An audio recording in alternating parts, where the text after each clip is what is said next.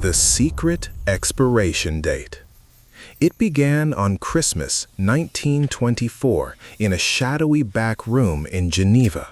The world's most powerful CEOs from General Electric, Philips, and Osram gathered for a secret meeting that would rig the global economy forever.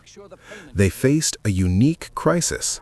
Their engineering was simply too good.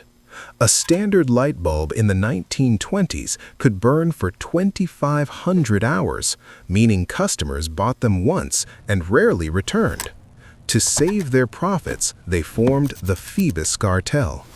Their agreement was simple but sinister. They conspired to artificially reduce the lifespan of all light bulbs to exactly 1,000 hours. It was a strict global cap. Any factory that produced a longer-lasting bulb was heavily fined by the group. This moment marked the birth of planned obsolescence, the hidden economic engine of the modern world. They decided that products should be designed to fail, forcing you to buy them again and again. Consider the Centennial light in California, which has been burning continuously since 1901. It proves that durable technology is entirely possible. But because of the Phoebus cartel, durability was replaced by disposability. Today, from your slowing smartphone to your breaking appliances, this 100-year-old lie is the reason you are trapped in a cycle of endless spending. They didn't just sell you a light bulb, they stole your financial freedom. The diamond illusion. Look at the engagement ring on a finger. We are taught that diamonds are incredibly rare and precious, a symbol of eternal love. But this is arguably the most successful marketing lie in human history. In the late 19th century, massive diamond mines were discovered in South Africa. Suddenly, diamonds were not rare at all. They were nearly as common as semi-precious stones. The market was flooded. If the basic laws of economics had applied, the price of diamonds should have crashed to almost nothing.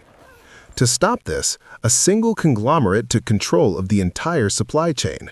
They operated like a military unit, buying up every mine and locking tons of diamonds in secure vaults. They created artificial scarcity, releasing only a tiny amount to keep prices sky high. But they also needed to control your mind. In 1938, they launched a psychological campaign that changed culture forever. Before this, diamond engagement rings were not a global tradition. The corporation invented the rule that a man should spend 2 months' salary on a ring. They coined the slogan, "A diamond is forever," to ensure you never resold the stone, which would reveal its low resale value. The shiny rock isn't expensive because it is rare. It is expensive because one company decided to rig the game against you. 3. The blood fruit. Walk into any grocery store and you will see cheap yellow bananas. They seem innocent, but the low price of this fruit is built on a lie that destroyed entire nations. In the mid-20th century, the United Fruit Company was an empire unto itself.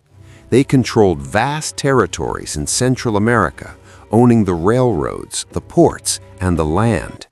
They didn't just employ people, they essentially owned the government. The crisis began in 1954 in Guatemala. A democratically elected president decided to buy back unused land from the company to give to poor farmers.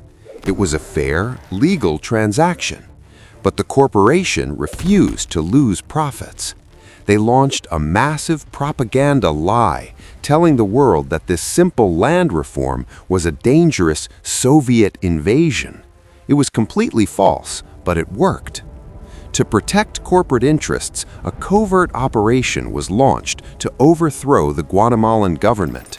They bombed the capital and installed a brutal dictator who would protect the company's profits. This triggered a civil war that lasted for 36 years and killed 200,000 people.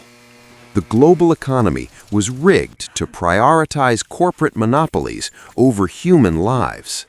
The term banana republic refers to this corruption. Today, when you peel a cheap banana, you are holding the result of a historic coup that traded democracy for pennies. The Sugar Conspiracy. In 1967, 3 scientists at Harvard University received a secret payment. It wasn't a huge sum, equivalent to about $50,000 today, but it bought a lie that changed the shape of the human race. At the time, the Western world was facing a terrifying mystery. Men were dropping dead from heart attacks, and nobody knew why. Science had 2 main suspects: added sugar or saturated fat. The sugar industry, terrified of losing billions, decided to rig the verdict. They formed a group called the Sugar Research Foundation and paid the Harvard scientists to manipulate the data. The resulting study, published in a prestigious medical journal, successfully demonized fat while declaring sugar harmless. This was a lie, but it became the foundation of the global food economy. Governments issued new dietary guidelines, and the low-fat craze began.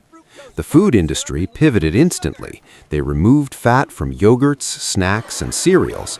But without fat, food tastes like cardboard, so they replaced it with massive amounts of high-fructose corn syrup and sugar to keep it edible. The result was catastrophic. For 50 years, consumers bought healthy, low-fat products, unaware they were eating the actual cause of their health problems. Obesity and diabetes rates exploded globally. The industry didn't just sell you a snack, they rigged the science to profit from your sickness.